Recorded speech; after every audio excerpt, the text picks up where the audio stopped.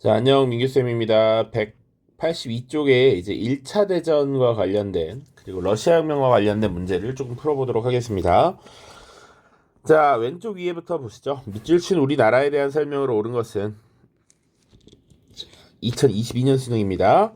친애하는 외무장관에게 현재 우리나라에 거주하고 있는 슬라브인들이 과거 술탄의 군대에게 당한 것과 같은 압제와 핍박을 더 이상 겪지 않도록 해야 됩니다. 자, 우리나라는 지금 보면 과거 술탄의 군대의 지배를 받았어. 이슬람의 세력 하에 있었다가 지금 어찌 보면 해방된 것이죠. 그리고 슬라브인들이야, 지금 슬라브인들. 주로 동유럽 권역에 지금 거주하고 있는 민족들이고 그들을 지배하고 있는 국가이다. 자, 그들이 차별받지 않으면 평화롭게 살아갈 수 있게 된다면 우리나라의 내부 분쟁과 갈등은 일거에소멸될 것입니다. 아울러 나는 다양한 민족에게 자치권을 광범위하게 보장하고 최근에 합병된 보스니아 등지에 대해서도 포용 정책을 적극적으로 펼칠 것입니다. 이는 짜르의 간섭을 차단할 수 있으면 물론 과거 헝가리와의 통합으로 새로운 제국을 수립하는 과정에서 소외되었던 슬라브인들을 효과적으로 통치할 수 있는 최선의 방책이 될 것입니다. 결정적인 힌트가 나왔어요. 헝가리와 통합을 했다라는 얘기죠. 지금 헝가리와 통합을 했고 지금 우리나라가 보스니아를 최근에 합병했다. 이런 내용도 나와 있고요.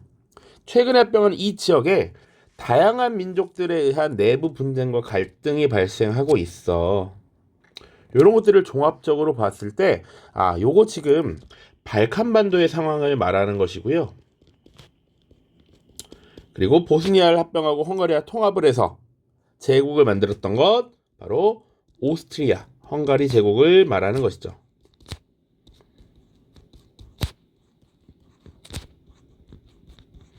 자, 오스트리아 헝가리 제국에 대한 설명으로 옳은 것을 보도록 하겠습니다. 1번. 오스만 제국과 동맹 관계를 맺었다.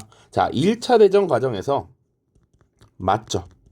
오스만 제국, 그리고 오스트리아 헝가리 제국, 그리고 독일이 지금 동맹 관계를 맺고 동맹국 진영에서 싸웠습니다. 정답이 1번이고요. 상트페테르부르크를 수도로 삼았던 것은 러시아죠, 러시아.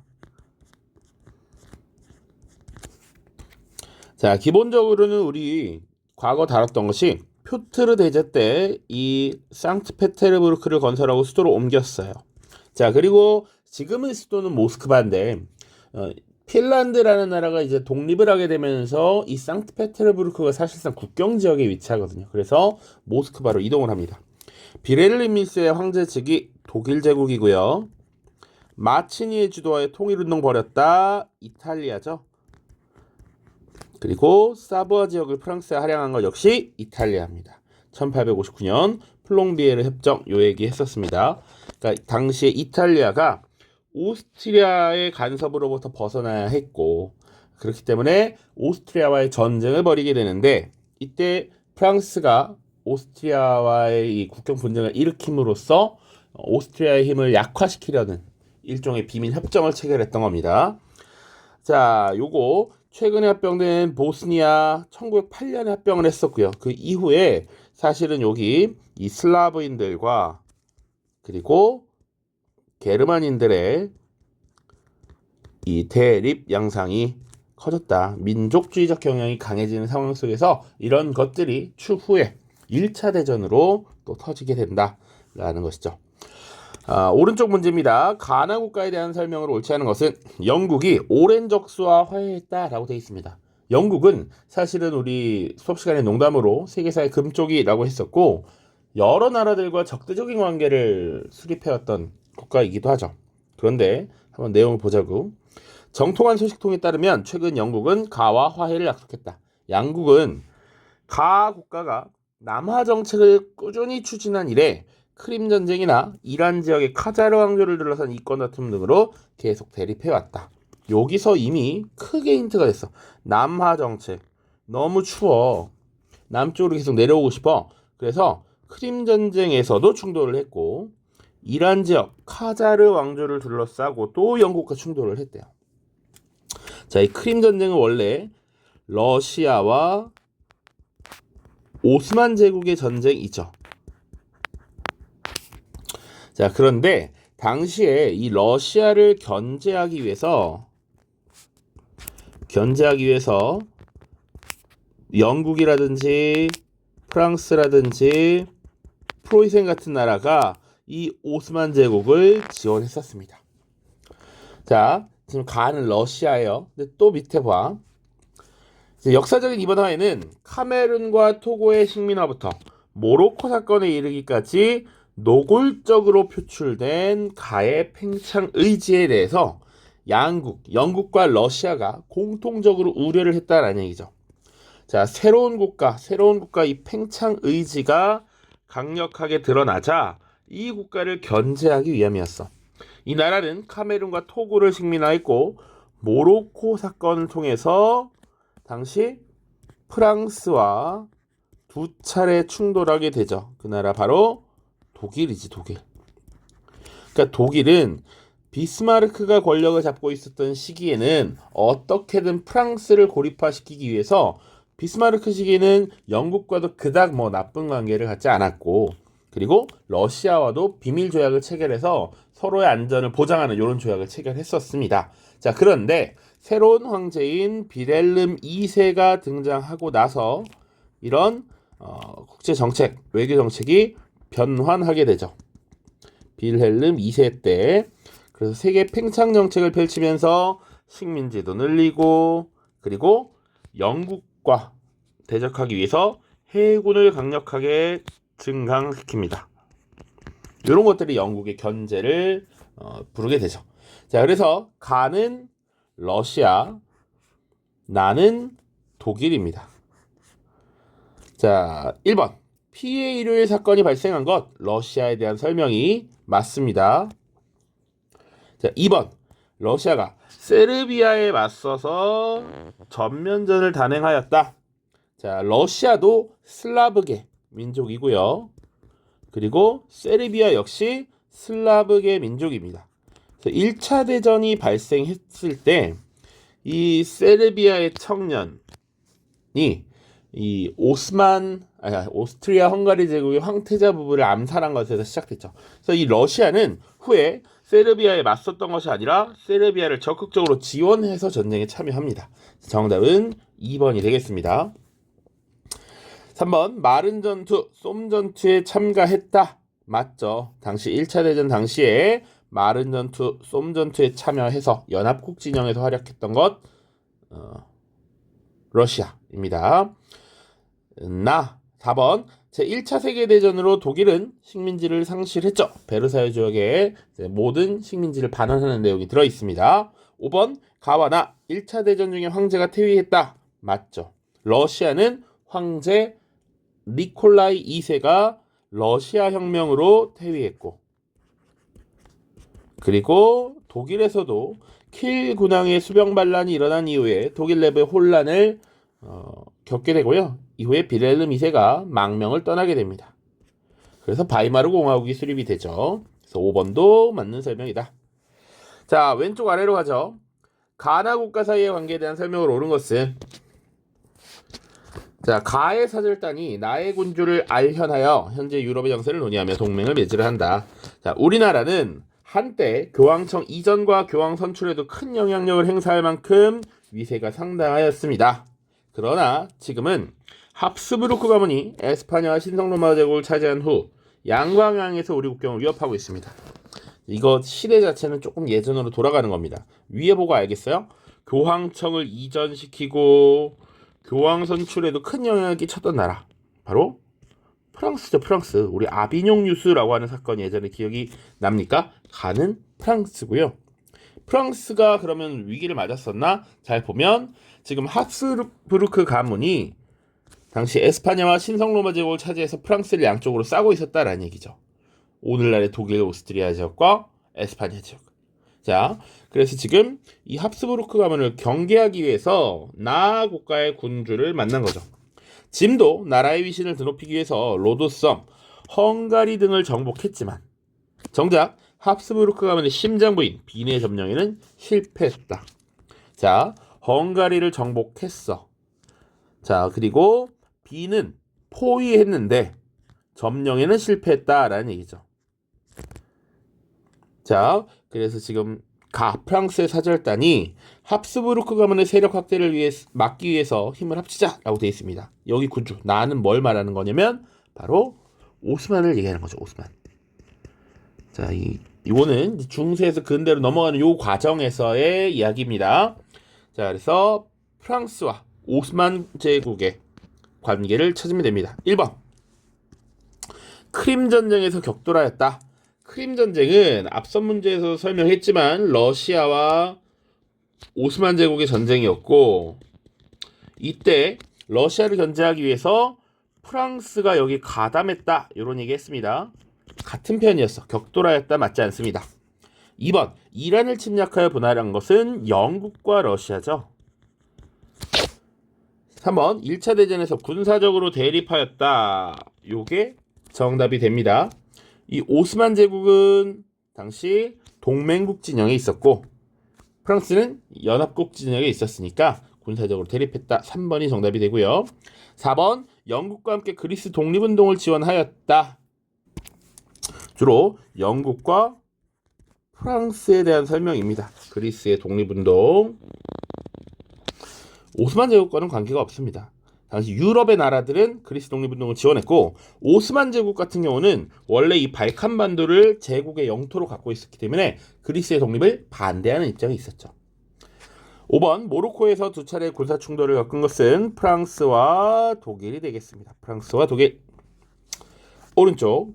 가나 국가 사이의 관계에 대한 설명을 옳은 것은 자, 영국 정부는 원래 수에즈 운하 건설 계획에 반대했습니다. 왜냐하면 운하 건설을 주도한 다른 유럽 국가가 이집트에 대한 자신의 영향력을 확대하기 위해서 가로부터 이집트 독립을 지원할 우려가 있었기 때문이죠. 자, 이집트가 독립하면 가의 세력이 약화되는 만큼 인접한 나의 힘은 강화될 것이 분명했습니다. 사실 나는 그리스 독립전쟁을 지원한 이래 팽창의 야망을 드러냈고 이에 맞서서 영국은 전쟁까지 불사했습니다. 하지만 블라블라블라. 자, 우리 수에즈 운하 중요하다라고 얘기 많이 했습니다. 수에즈 운하 당시 이집트 지역에서 주로 지중해와 홍해를 연결하는 것이었죠. 그래서 아프리카를 크게 돌지 않아도 인도 지역으로 진출할 수 있다라는 것이 큰 이점이다라고 얘기했습니다. 자, 그리고 실제로 운하 건설을 주도한 다른 유럽 국가는 프랑스였습니다. 프랑스. 자, 그리고 이 프랑스가 이집트에 대한 영향력을 확대하기 위해서 이집트를 독립시킨다라는 얘기지. 그러니까 이 가 국가는 이집트를 사실상 자신의 속령, 자치령으로 두고 있었던 오스만 제국을 얘기하는 겁니다. 오스만 제국. 셀림 1세 때 이 시리아와 이집트 지역을 정복했다. 이런 얘기 했었습니다. 자, 이집트가 독립하면 오스만 제국은 약화되고 그리고 오스만 제국이 차지한 영토로 슬금슬금 내려오려고 하는 러시아의 힘이 굉장히 강해질 것이었죠. 그래서 러시아는 그리스의 독립전쟁도 지원했고 이에 맞서서 지금 영국이 이 러시아를 견제하려고 했다라는 내용까지 나와 있는 겁니다. 복잡한 국제관계를 잘 드러낸 문제입니다. 그래서 가는 오스만, 나는 러시아입니다. 1번. 이란을 침략하여 분할한 건 영국과 러시아가 될 것이고요. 2번. 발칸 전쟁에서 동맹관계를 맺었다. 러시아와 오스만은 발칸 전쟁에서 동맹관계를 맺은 것이 아닙니다. 자, 발칸 전쟁에서 동맹을 맺은 건 발칸 동맹이라고 하는 것이죠, 보통. 그래서 러시아의 일부 지원을 받은 슬라브계의 민족들이 독립을 추구했죠. 그리고 이 발칸 동맹 자체가 오스만 제국으로부터 벗어나기 위한 독립전쟁을 벌인 것이니까 러시아와 오스만에 대한 설명이 될 수 없습니다. 필리핀 지배를 두고 전쟁을 벌인 건 에스파냐와 미국이고요. 1차 세계대전에서 교전을 벌였다. 이게 정답이 되겠죠. 오스만은 동맹국 진영에서, 러시아는 연합국 진영에서 전쟁을 벌였습니다. 모로코에서 두 차례 충돌 위기, 프랑스와 독일이 되겠습니다. 다음 페이지로 넘어가죠. 183. 문제 수가 좀 많습니다. 밑줄 친 조약이 체결된 결과로 옳은 것은 프랑스 군인들이 깃발을 흔들어 다른 차량들을 막고 있다.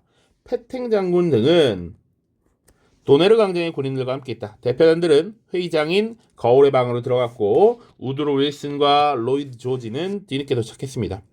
프랑스, 영국, 미국, 이탈리아 등 전승국 장교 넷이 들어오고 처량한 모습으로 2명의 독일 대표가 뒤따른다. 자, 클레망소가 신사 여러분 조인식을 시작합시다 라고 말하고 긴장이 흐르는 가운데 독일 대표들이 조약에 서명을 했습니다. 자, 전쟁이 끝나고 나서 지금 새로운 국제 질서를 논의하기 위한 일종의 국제 회의였죠. 패전국인 독일에게 책임을 묻는 회의 및 조약. 이 조약은 베르사유 조약을 얘기하는 것이죠. 그래서 독일의 대표들이 항복에 서명하고 있어.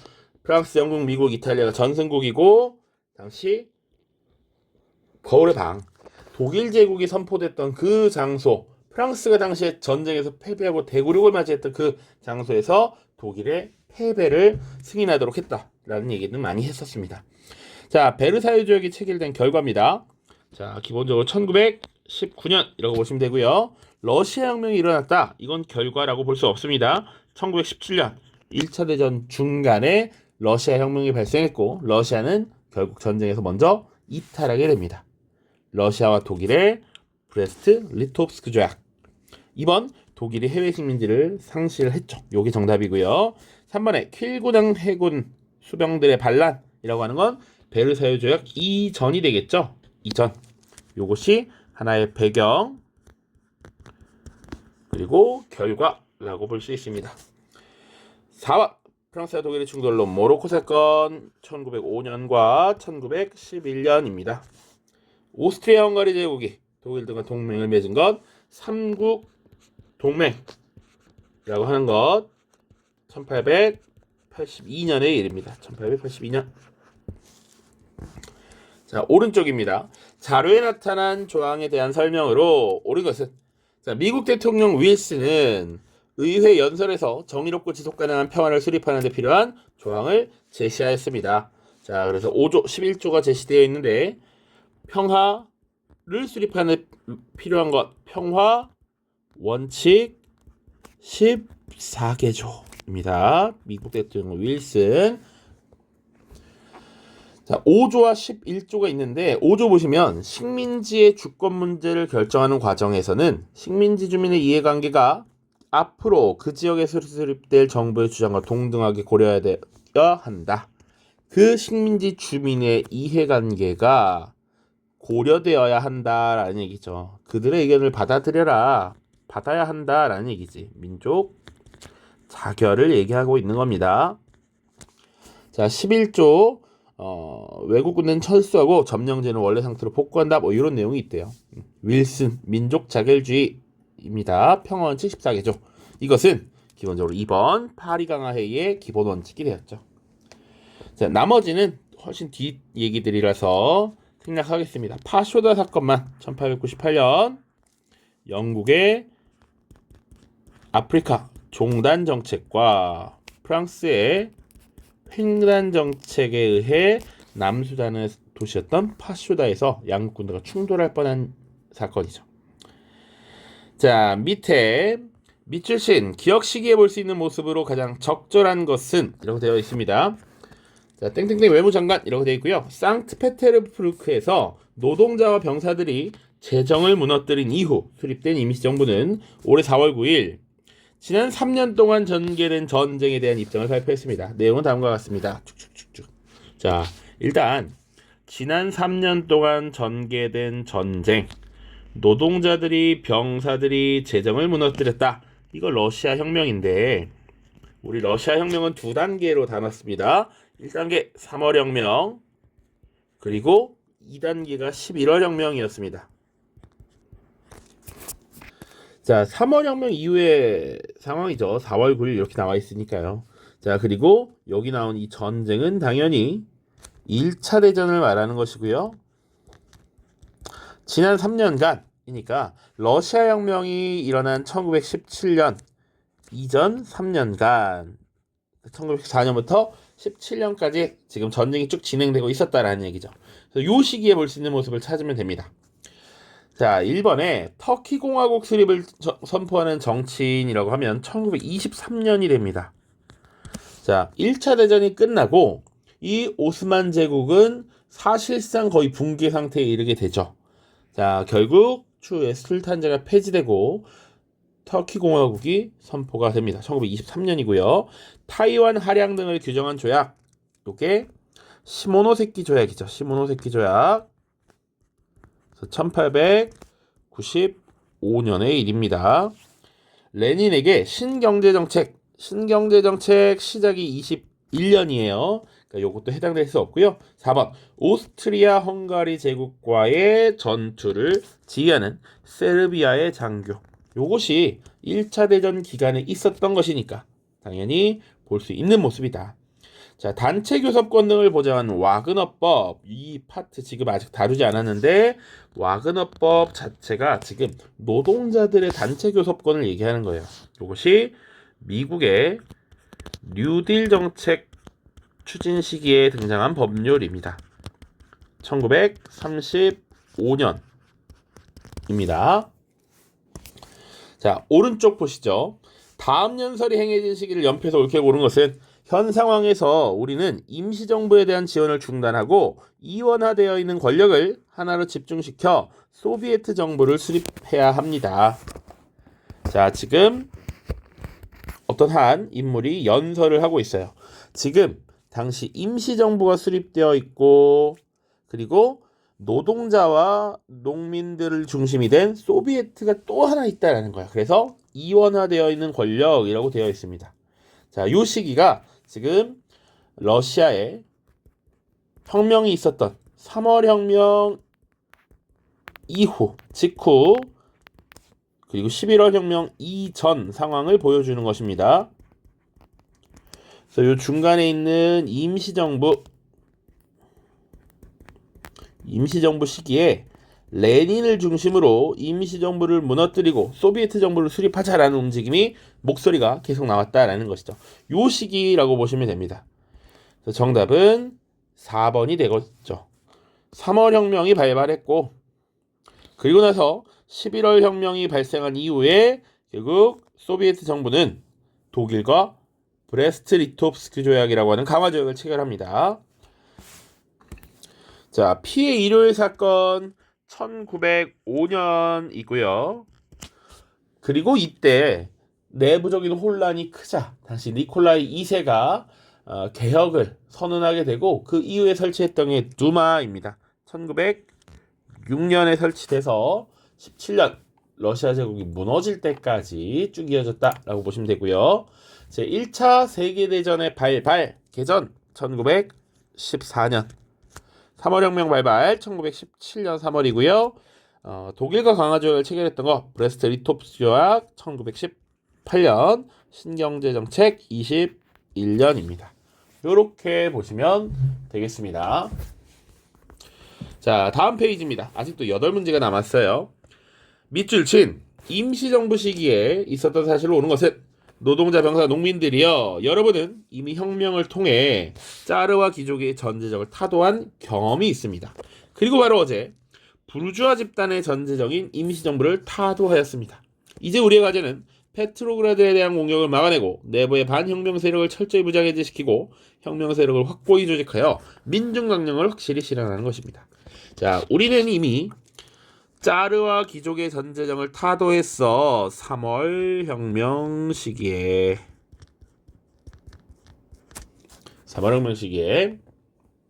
자, 그리고 바로 어제 부르지아 집단의 전제정 임시정부를 타도했습니다. 요게 11월 혁명을 얘기하는 것이고요.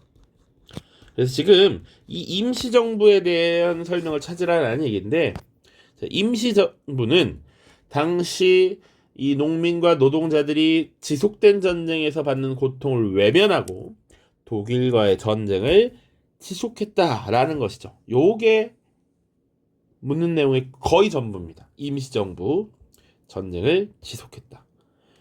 자, 코민포름이 창설되었다. 코민포름이라는 건 공산당 정보국이라고 하는 기구입니다.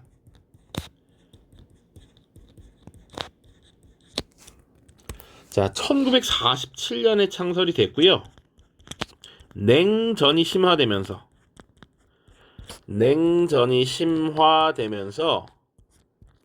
당시 미국과 소련의 대립이 극심해집니다. 이때 만들어진 정보기관 1956년까지 활동을 했고요. 니콜라이 2세가 집권한 것은 임시정부 이전까지지. 3월 혁명으로 인해서 지금 전제정이 무너졌잖아요. 붕괴, 니콜라이 2세가 퇴위했었습니다. 말이 안 되고요. 피에일 사건 1905년이고 신경제정책 1921년 이후죠. 지금 임시정부 시기와 관련된 설명은 3번이다. 오른쪽 가국가에 대한 설명을 옳은 것은 자, 독일 제국, 오스트리아 헝가리 제국, 불가리아 왕국, 오스만 제국 측으로 구성된 동맹국 측은 가와의 전쟁이 종식되었음을 선언한다. 자, 제3조 가는 과거 영토 중 일부에 더 이상 주권을 행사할 수 없다. 일부 영토를 지금 동맹국 진영이 가져간다라는 얘기죠. 새로이 결정된 국경선은 첨부한 지도에 표시되어 있다. 이 국경선의 정확한 위치는 추후 독일 제국 주도의 위원회가 논의하여 결정할 것이다. 지금 먼저 동맹국 진영과의 전쟁을 종식시켰던 것. 그리고 독일만 주면 헷갈리니까 오스트리아, 헝가리 제국, 오스만 제국까지 주면서 이거 보면 1차 대전이다 라고 명시를 하고 있는 거죠. 그리고 전쟁에서 동맹국에게 먼저 사실상 항복하고 전쟁에서 이탈했던 나라 바로 러시아를 물어보는 겁니다. 러시아. 1번 뉴딜 정책을 추진했다. 이건 대공황에 대한 대응 미국이었고요. 에티오피아를 침공한 거 우리 이탈리아라고 여러 번 얘기했었습니다. 추축국 동맹에 참여한 건 독일부터 해서 오스만 제국까지 여기 설명이 되어 있습니다. 해당이 아니고요. 신경제 정책을 실시했죠. 맞죠? 러시아입니다. 5번 북대서양 조약기구를 탈퇴하였다. 요거는 뒤에 나올 텐데 프랑스에 대한 설명입니다. 프랑스. 당시에 미국을 중심으로 하는 자본주의 진영과 소련을 중심으로 하는 공산주의 진영이 대립을 해. 냉전이 심화되는데 이 냉전이 심화되는 과정에서 미국의 주도권, 미국의 리드가 강해진단 말이죠. 이때 프랑스가 이 자본주의 세계를 지키기 위한 군사동맹인 북대서양 조약기구에 가입했다가 추후에 탈퇴합니다. 1966년입니다. 자, 밑에 보시죠. 가정부에 대한 설명을 옳은 것은 자, 노동자, 병사, 농민들에게 임시정부는 타도되었습니다. 임시정부 강요, 대다수가 이미 체포되었습니다. 가정부는 모든 나라의 인민에게 민주적 강화를, 모든 전선에 휴전을 지체 없이 제한하겠습니다. 가정부는 지주와 귀족, 수도원이 소유한 토지를 무상으로 양도받아 농민위원회가 관할하게 하고 군대를 철저히 민주화하여 병사의 권리를 지키겠습니다. 자, 쭉쭉쭉 노동자, 병사, 농민들을 위해 뭔가 정책을 시행하는 것이 보이고 임시정부를 무너뜨린 이 정부 바로 소비에트 정부죠. 러시아의 11월 대혁명 이후에 수립된 소비에트 정부에 대한 설명입니다. 11월 혁명 이후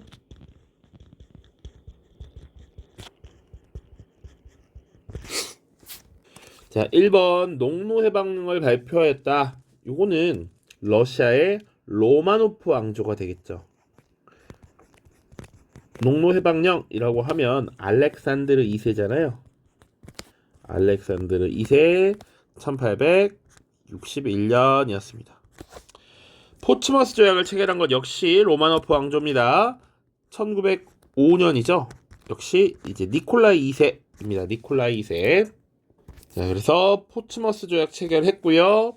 그리고 당시 피에일 사건이라는 것도 일어납니다. 역시 마찬가지입니다. 니콜라이 2세. 신경제 정책을 실시한 것이 정답이죠. 당시 이제 소비에트 정부가 수립되고 나서 레닌을 중심으로 1921년 신경제 정책이 실시되고요. 독립국가연합이라고 하는 것을 우리가 아직 안 다뤘는데 1922년에 우리가 흔히 소련이라고 말하는 소비에트 사회주의 연방공화국이라고 하는 것이 성립이 됩니다. 자, 그리고 나서 이게 해체가 되는 게 91년이에요. 해체가 되고 그리고 소련의 구성국들 일부가 독립국가연합이라고 하는 것을 새롭게 결성합니다. 오른쪽 가국가에 대한 설명으로 옳은 것은 가에서 사회민주주의 노동당 내에 다수파라는 이름의 분파가 주도한 봉기는 의회제도를 무시하는 독재 권력을 낳았습니다. 그들은 대외전쟁을 중단하는 성과를 거두기도 했지만 무리한 내정개혁 정책 탓에 약 반세기 전 파리 코민을 연상시키는 내전으로 가를 몰고 가버렸습니다. 결국 그들은 코르시카의 보나파르트와 같은 군부 지도자들에게 정권을 내주고 말 것입니다. 자, 사회민주주의 노동당, 이게 오늘날 이제 공산당의 연원이 되는 겁니다. 그리고 다수파라고 얘기하는 건 볼셰비키라고 표현하여 보통 볼셰비키. 자, 이들이 주도한 봉기는 의회 제도를 무시하는 독재 권력을 낳았대. 사실은 11월 혁명이 발생하면서 임시정부가 무너지고 의회 제도가 사실상 붕괴했죠. 노동자들과 농민들이 중심이 된 소비에트 권력이 정부를 구성했다라는 얘기죠. 물론 이 정부, 국가, 당시 러시아의 소비에트 정부는 대외전쟁을 중단하는 성과를 거두긴 했죠. 그런데 이 극심한 공산주의 정책으로 인해서 당시 내전이 발생합니다. 이 내전, 볼셰비키를 적군이라고 표현했고요. 그리고 소수파, 맨셰비키를 백군이라고 했습니다. 그래서 적백 내전이 발생하게 됐다. 이런 내용들을 이야기하는 것입니다. 그래서 가국가는 러시아를 얘기하는 겁니다. 자, 방공협정, 공산주의를 막자라고 하는 이 방공협정은 독일과 이탈리아, 일본이 가담합니다. 그래서 추축국 동맹을 결성하게 되는 것이고요. 이집트를 보호국으로 삼았다. 영국을 얘기하는 것이고, 바이마르 공화국, 독일이죠, 독일. 파쇼다에서 영국과 충돌한 것은 프랑스입니다. 프랑스. 5번 신경제정책을 추진했다. 이게 러시아에 대한 답이 되겠죠. 자, 마지막 한 페이지 더 보겠습니다. 이제는 중국의 민족운동 파트입니다. 다음 자료를 활용한 탐구활동으로 가장 적절한 것은, 오늘은 우리가 중앙공항에서 개최하고자 했던 국민대회가 정부에 의해 금지되었다. 각계 대표로 선출된 인사 200여 명이 다른 곳에서 회의를 하였다. 여기서 다음 사항을 결정했다. 하나, 독일은 칭다오에 대한 이권을 중국이 직접 반환해야 한다. 하나, 우리의 주장이 받아들여지지 않는다면 우리 중국 대표는 파리 강화 회의 합의문에 서명하지 말아야 한다. 지금 시기적으로 파리 강화 회의가 체결되고 있는 시기 내에 1919년 1차 대전이 끝났구나 라는 것 알 수 있습니다. 이후 상황이야. 자, 요 위에 얘기는 뭡니까? 독일이 칭다오에 대한 이권을 중국에 직접 반환해라 라는 얘기는, 지금 독일이 전쟁에서 패배해서 1차 대전에서 패배하고 칭다오 지역에 대해 갖고 있던 이권을 중국이 아닌 다른 누군가에게 주려 했다라는 얘기죠. 그래서 독일이 당시 일본에게 이 이권을 넘기려고 했다라는 거죠. 자, 일본이 당시에 1차 대전에 참전합니다. 1차 대전에 참전해서 독일이 점령하고 있었던 이 칭다오를 사실상 빼앗고 중국에게 이 이권을 포함한 여러 가지 요구사항을 제출하죠. 21개조 요구입니다. 1915년 일본이 당시 아직 살아있었던 위안스카이에게, 중화민국의 임시대 총통으로 옹립된 위안스카이에게 21개조 요구를 제시했고, 중국 정부가 그걸 받아들이려고 했단 말이야. 이에 대해서 당시 중국의 지식인들을 중심으로 이런 반발을 일으켰다. 1919년에 5.4 운동입니다. 자, 이 5.4 운동은 그래서 중국의 베이징 지역의 대학생들을 중심으로 시작되었고, 자, 그리고 이 5.4 운동이 점차 커지자 당시 중국 정부는 시민들의 눈치를 봐서 파리 강화 회의 합의문에 결국 승인하지 않았습니다. 정답은 2번이 됩니다. 일본의 21개조 요구를 분석한다.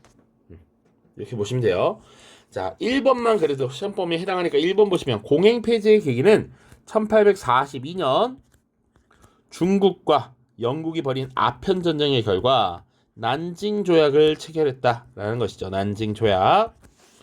자, 3번에 중일 전쟁이라고 하는 건 1937년 일본이 루거우차오 사건을 시작으로 해서 이제 본격적인 본토 침공에 나선 것이지, 그 영향으로 대단히 많은 중국의 시민들이 무자비하게 희생을 당했고요. 그리고 이 일본을 상대로 한 이 동아시아 지역의 단결, 한중 연합 작전 이런 것들이 막 벌어지기도 합니다. 자, 대약진 운동은 1958년부터 시행된 일종의 중국의 공산주의 생산 증대 운동이라고 보시면 돼요. 처참하게 실패한다라고 보시면 됩니다. 네르친스크 조약은 청나라 강희제와 러시아의 표트르 대제가 체결한 국경 조약이고요. 오른쪽 밑줄 친 기억이 일어난 시기를 연표해서 옳게 고른 것은 3파 투쟁을 통해 민중의 거대한 힘을 인식한 순원은 중화혁명당을 중국 국민당으로 개칭했다. 그 순원은 소련과의 제휴를 전제로 중국 공산당이 개인 자격으로 중국 국민당에 가입하는 방식의 연합전선을 결성하여 반군벌, 반제국주의 운동을 전개하였다. 자, 쌤이 수업 시간에 3파 투쟁에 대해서는 설명을 하지 않았는데 쉽게 얘기하면 세 가지 파업이라고 보시면 됩니다. 세 가지 파업. 교과서에서도 다루지 않기 때문에 예를 들면 교통기관의 노동자의 파업, 통신기관 노동자의 파업, 항만 노동자의 파업 이런 겁니다. 이런 파업을 통해서 당시 사회가 어느 정도 통제가 된다라는 거지. 이를 통해서 민중의 거대한 힘을 인식한 수던이 이제 시민들을 중심으로 한 대중정당을 만들기 위해 중국 국민당으로 개칭을 했고요. 이후에 당시 반군벌 운동, 반제국주의 운동을 벌이기 위해서는 국민당과 또 다른 공산당 세력이 힘을 합쳐야 된다라고 생각했어. 자, 그래서 중국 공산당의 단원들이 개인 자격으로 국민당에 가입하면서 제1차 국공합작이라고 하는 것이 벌어집니다. 자, 제1차 국공합작이 이루어지는 것이 1924년이고요. 이후에 그래서 군벌을 지금 축출하기 위한 북벌 운동이 벌어집니다. 물론 이 1차 국공합작이 이루어지고 나서 오래가지 못합니다. 그러니까 순원이 죽고 장제스가 들어선 이후에 장제스는 사실 공산당을 토벌하는 이런 모습을 보이거든요. 그래서 국민당을 중심으로 해서 1926년부터 28년까지 북벌 운동이 벌어지면서 군벌 세력들을 사실상 타도하고 북벌을 완수했다. 이런 얘기까지 하죠. 그 이후에 공산당에 대한 탄압을 굉장히 강화해 나가기 시작합니다. 자, 연표 보시면 수던이 중국 동맹회를 결성하였다. 요거 1905년 있고요. 중화민국이 수립된 것 신해혁명 1년, 중화민국 2년. 파리강화 회의가 개최되었다. 1910 보통 9년 얘기합니다. 만주사변 1931년이고요. 중일전쟁 37년으로 보고요. 일본의 진주만 기습, 태평양 전쟁의 시작이라고 하는 건 보통 41년 이렇게 이야기합니다. 3번이 되겠습니다. 정답. 밑에 보시죠. 다음 선언문에 근거한 활동으로 적절한 것은 얼마 전 순원 선생님께서 타계하는 신후 그 유지를 받들어 내가 총사령관에 취임하게 되었다. 요게 지금 장제스를 얘기하는 겁니다. 장제스. 자, 첫째, 제국주의자와 그 앞잡이를 타도한다. 각 지역에 살거하고 있는 군벌들을 인민의 적으로 간주하여 반드시 격퇴한다. 우리 국민혁명군은 삼민주의의 실현을 위해서 일치 단결한다. 장제스입니다. 장제스. 자, 이 선언문에 근거한 활동이야. 제국주의자를 타도하고 군벌들을 격퇴하고 삼민주의를 실현하기 위한 국민혁명군의 활동, 일치 단결, 국공합작까지 받아들인다 라는 얘기였죠. 그래서 정답은 1번 북벌이 단행되었다. 그래서 군벌 세력들을 타도하는 이런 작전을 추진하게 됩니다. 2번에 대장정은 뭐냐? 북벌 이후에 사실상 중국에서 패권을 장악한 장제스는 내부적으로 공산당을 탄압하기 시작합니다. 자, 그래서 원래 공산당은 루이진이라고 하는 곳에 소비에트 정부를 수립해 놓고 있었는데 당시 이 장제스의 탄압을 피해서 이제 떠나게 되죠. 그 떠나는 것을 대장정이라고 합니다. 1934년부터 쭉 시작됐다. 이때 이제 마오쩌둥이 중국 공산당의 지도 세력으로서 등장하게 됩니다. 자, 오사운동은 1919년 일본의 21개 조율구라든지 파리강화 회의에 대해서 중국의 이권이 보장되지 못하는 이런 것들에 대한 반발이었고요. 중국 공산당이 수립되는 것은 1921년 천두슈 리다자오 이런 인물입니다. 천두슈 리다자오. 중국 동맹회가 결성된 것은 1905년 순원에 의해서죠. 자, 오른쪽 마지막 문제입니다. 밑 출신 나에 대한 설명을 오는 것은 총리께서는 중화민국의 약법을 수호하기 위해 위안스카이를 토벌하려 하셨습니다. 이후 군벌 세력이 확장되고 있을 때 총리께서는 황푸 군관학교를 세우고 국민혁명군을 창설하여 북벌의 기초를 마련하셨습니다. 나는 총사령관으로서 국민혁명군을 이끌고 북벌에 나섰습니다. 마침내 군벌을 타도하여 국민혁명을 완수하였고 국가의 독립적 지위도 쟁취하였습니다. 자, 밑줄인 나 국민혁명군의 총사령관으로서 북벌을 완수했던 인물 장제스를 얘기하는 것이고요. 장제스. 1번에 인민공사, 이건 집단 생산 이런 것들을 위한 기구입니다. 마오쩌둥이 있고요. 2번 시안 사건으로 감금된 것, 요게 장제스에 대한 설명입니다. 1936년의 일이에요. 일본에 중국 침략이 점차 가시화되고 점점 확대되고 있는데 당시 장제스는 북벌 이후에 공산당 탄압에만 몰두하고 있었단 말이지. 그래서 이 공산당 탄압을 중지하고 일본과 맞서 싸우기 위해서 일치 항의를 주장했습니다. 누가? 장쉐량이라는 인물이. 그래서 장쉐량이라는 인물이 장제스가 순시를 왔을 때 장제스를 감금하고 일치 항의를 주장했던 사건이야. 그래서 장제스가 그 이후에 이걸 받아들이고 제2차 국공합작이라는 것이 일어납니다. 시안 사건 그 이후 2차 국공합작 이렇게 연결이 되셔야 해요. 4번 변법자강운동을 추진한 것 1898 누굽니까? 캉유웨이 량치차오 같은 인물입니다. 황제제도의 부활을 시도하였다. 위안스카이죠. 1915년, 16년 요 정도가 되겠습니다. 뭐 연도가 중요하지는 않습니다. 자, 그래서 1차 대전과 러시아 혁명, 중국의 민족운동까지 쭉 다뤘고요. 다음 주제는 이제 전간기, 그러니까 1차 대전과 2차 대전 사이에 있었던 시기. 그래서 대표적으로 대공황이라고 하는 주제 다룰 거고요. 그리고 전체주의의 등장, 파시즘의 팽창 이런 것들을 조금 다루도록 하겠습니다. 자, 모두 고생 많았습니다. 안녕.